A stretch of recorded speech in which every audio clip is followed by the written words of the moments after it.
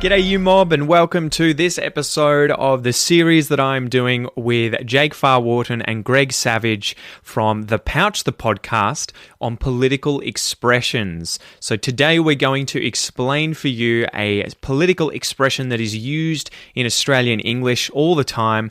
Don't forget to go and check out their podcast, The Pouch, if you want to learn about all things Australian politics. So guys, I hope you enjoy this informal, fun discussion.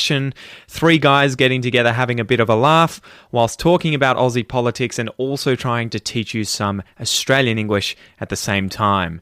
All right, guys, so tap the currawong and let's get into it.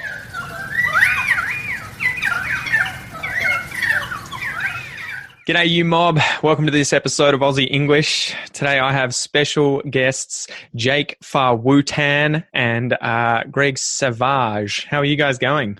Well, that's offensive. I like it. I think I quite like that. We come up with a different name for every episode of our podcast, but it's like our middle name. So I'll be like, Greg, I'm sure there's a virgin joke in there somewhere, Savage, but it's just my middle name. But I like Jake. Wu-Tan. That's Wu-Tan. Yeah, do not fuck with the Wu-Tang Clan. Well, do you swear? Do you swear on your podcast? Yeah, 100%. It's meant to be natural English, so you guys have at it. At it.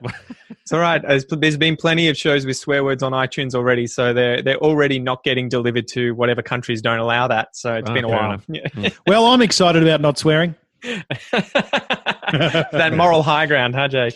Yeah. Oh yeah. I like to look down from my high horse on everyone.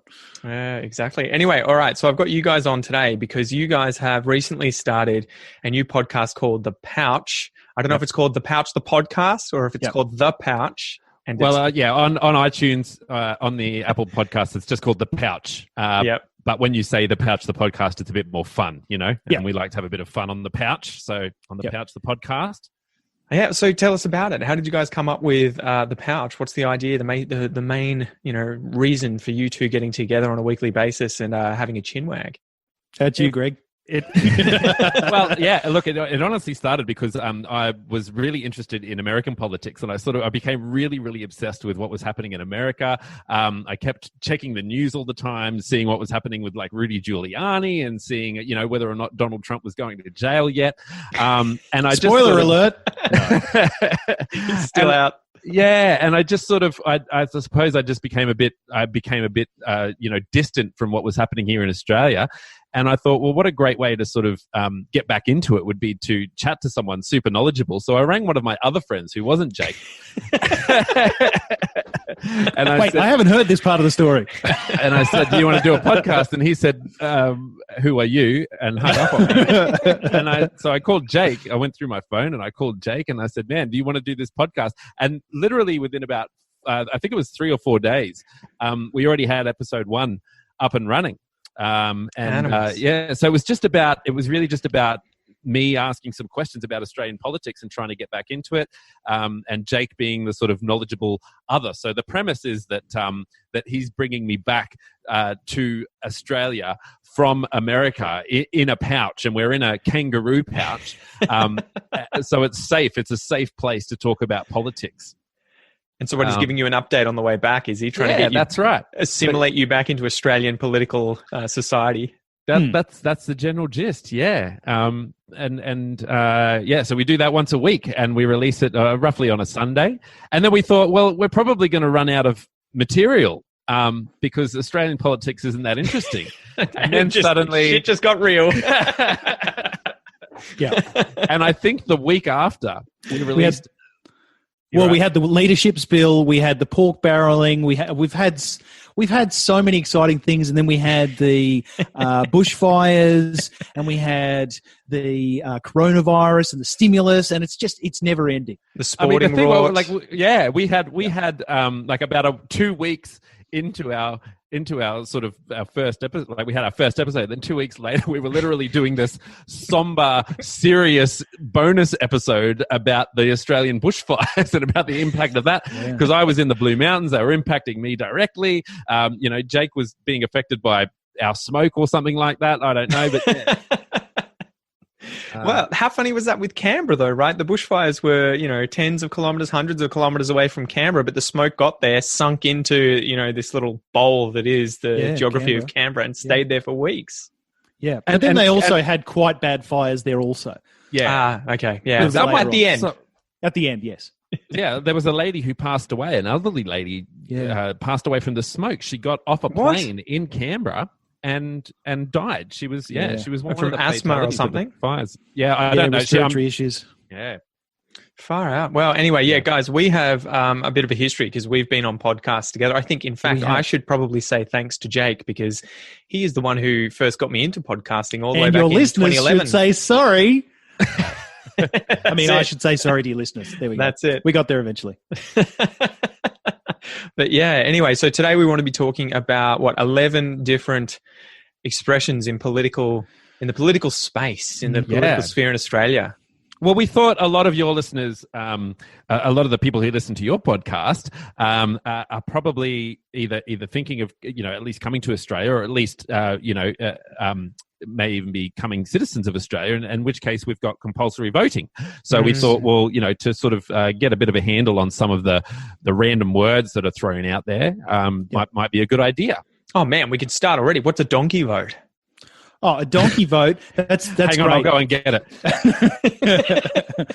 A donkey vote's fantastic. A donkey vote is for the miscreants in our political system who decide to vote by not voting. So a donkey vote is essentially classic. I've only ever done it once, and it was recently. A donkey vote is essentially when you pick up your ballot. So you pick up your ballot paper at the to make your vote, and instead of voting in the correct way that would see your vote count towards the election of one person or another, or one party or another, you essentially either deface it, or you don't mark it up, or you write your name on it. This was from Pete. I call it abstain, but don't complain. Oh, nice. Yeah, it rhymes. It must be true. That's it. I didn't even do that. I walked up and I literally, I can't even remember why. I'd come back from Canberra. We were doing the local election. And I was like, look, I literally just have no idea. I don't care. I'm out of it. I'm just so out of it. So my vote shouldn't even count. So I just walked up, had my name ticked off, and she was like, here's your ballot. And I'm like, oh, good, thanks. See ya. Oh, wow. Okay, yeah. You didn't even pretend. I didn't even waste the paper. That's how green I am. I have heard some pretty good excuses for why people do a donkey vote. I know that we've got a news presenter here in Australia, Virginia, who was on ABC News Breakfast. I forget her. Virginia Woolf.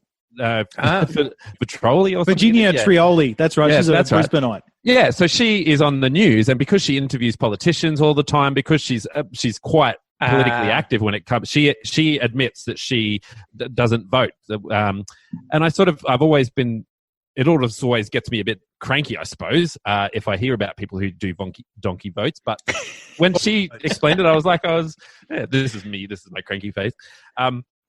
But I sort of thought that's pretty reasonable, like at least then when she's interviewing people, she's not, she doesn't have a particular bent or anything like that. So I thought that was good. Yeah. Well, I think you can do both things, can't you? You can be both political in your private life and apolitical in your. I mean, everyone does it, right? If you go to a job, you can't talk about this political issue or that political issue.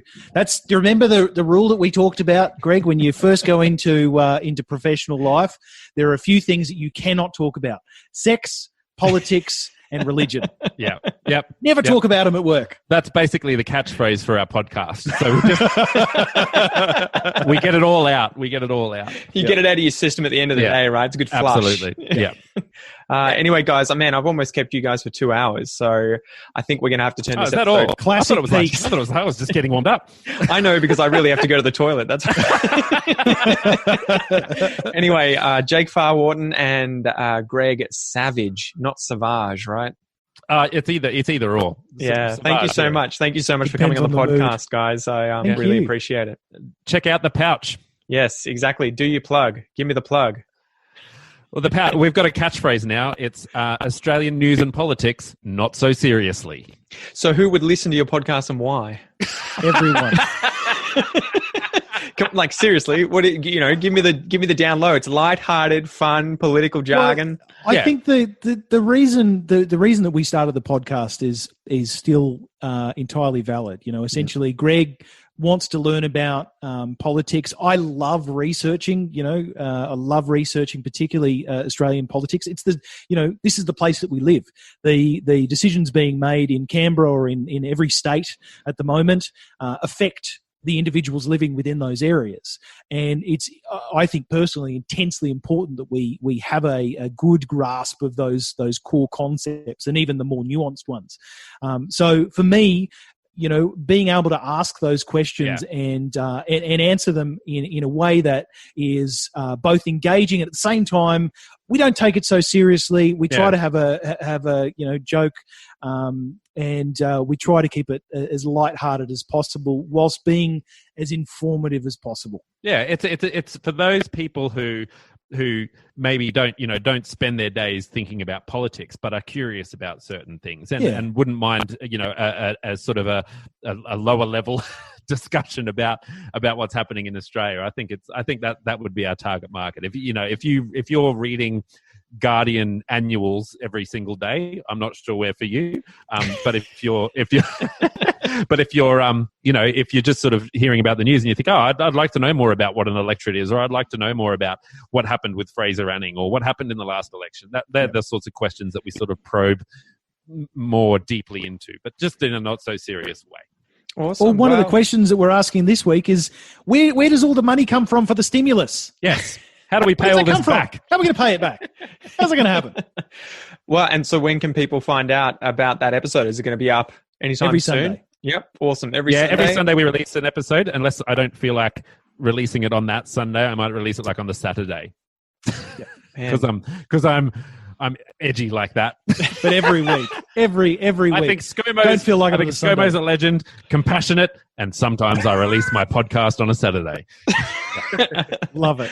Awesome, guys. Well, thank you so much for coming on, guys. Go check out The Pouch. Thanks, Pete.